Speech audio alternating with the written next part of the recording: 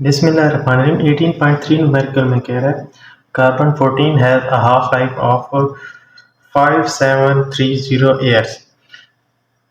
इतने साल उसकी हाफ लाइफ है। How long will it take for the quantity of carbon 14 in a sample to drop to 1/8 of its initial quantity. 1/8 हिस्सा बच जाए original का।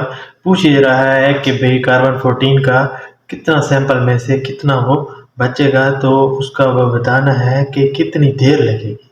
जो सैंपल आपके पास अब है उसका 1/8 हिस्सा होते होते होते कितना टाइम लगेगा। ये तो आपके पास हाफ लाइफ उसकी है, पहले हाफ के बाद कितना होगा, दूसरे हाफ के बाद कितना होगा, तीसरे हाफ लाइफ के बाद कितना होगा, वो आपने टाइम का ड्यूरेशन बताना है। कितने साल लगेंगे ये वाला काम होने में कि वो ओरिजिनल का 1/8 हिस्सा रह जाए। कार्बन 14 का जिक्र कर रहा है, थोड़ा बहुत आपको आइडिया हो कि कार्बन 14 क्या होता है।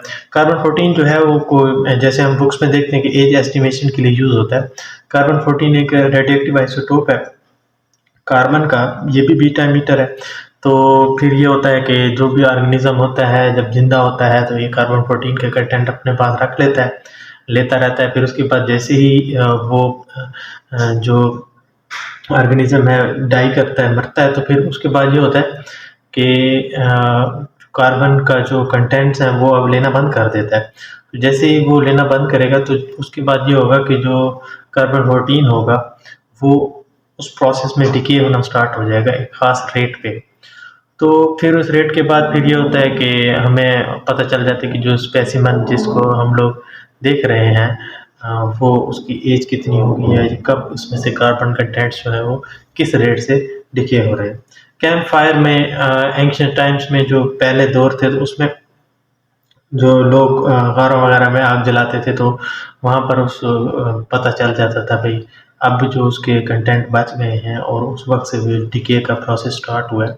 तो हमें पता चल जाता है कि भाई ये सब कुछ उसका इतनी एज है। उसके अलावा जो कार्बन 14 है, मेडिकल सर्च में इसको रिसर्च में यूज़ किया जाता है। ट्रेसर टेक्निक्स हैं इसकी, इन्वायरमेंटल स्टडीज़ में इसको फिर यूज़ किया जाता है, फोरेंसिक एप्लीकेशंस में इसको यूज़ किया जाता है।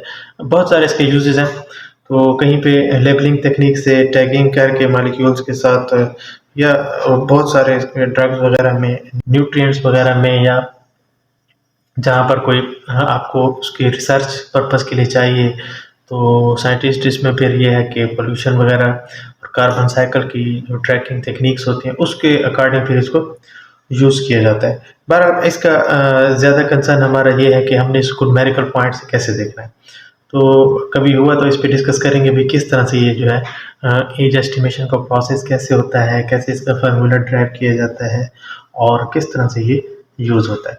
सबसे पहले आप इसका देख लें कि जो हमारे पास हाफ लाइफ गिवन है और टाइम ऑफ ऑब्जर्वेशन हमें फाइंड करना है, और उसके अकॉर्डिंग जो है किस तरह से जो है वो हम निकाल सकते हैं कि कितने साल लग गए होंगे 1/8 हिस्सा होने में। तो आप यहाँ पर उसकी स्टेटमेंट्स लिख लें। इसकी जो जब हम इसकी स्टेटमेंट्स लिखेंगे तो सबसे पहले आप इसका थोड़ा बहुत आपको डिटेल में देना पड़ेगा कि किस तरह से है कार्बन 14 कैसे ड्रॉप हुआ है। तो आप यहाँ पे लिखेंगे as quantity of carbon 14 drops to 1/8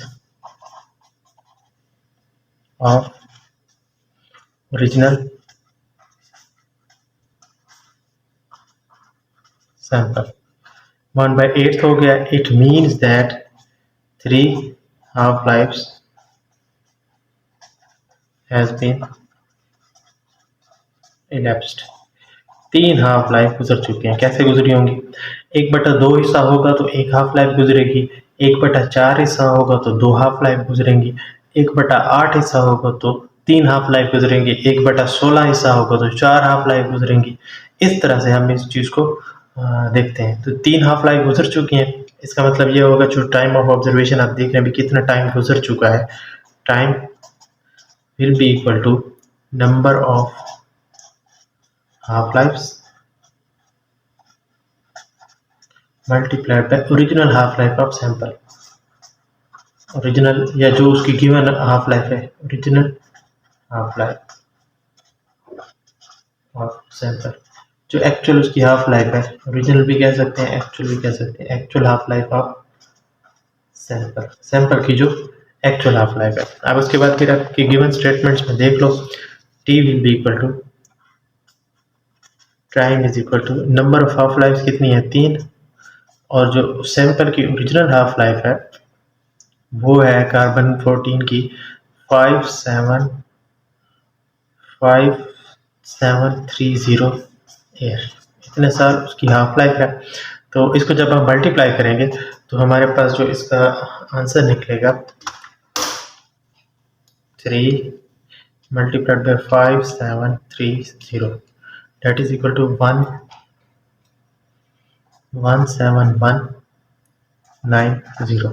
हमें पता है कि हर जो डिजिट होता है उसके एंड पे पॉइंट होता है, उस पॉइंट को अगर हम रिप्लेस करें और यहाँ लेके आए तो जितने डिजिट्स को हम ओवरटेक करेंगे उतनी ही 10 की पॉजिटिव पावर्स आएंगी। तो ये आ जाएगा 1.7, 1 और आगे 9 है तो 72 लिखते हैं। ज़रा 10 की पावर कितनी होगी, 1 2 3 4, 4 डिजिट्स को ओवरटेक किया, राइट से चले हैं लेफ्ट की तरफ गए हैं तो 10 की पावर पॉजिटिव 4 आ जाएगा और साथ में आ जाएगा ईयर्स। इतना टाइम जो है वो गुजर चुका है उस ओरिजिनल सैंपल का 1/8 हिस्सा होने में, ये टाइम आपको चाहिए।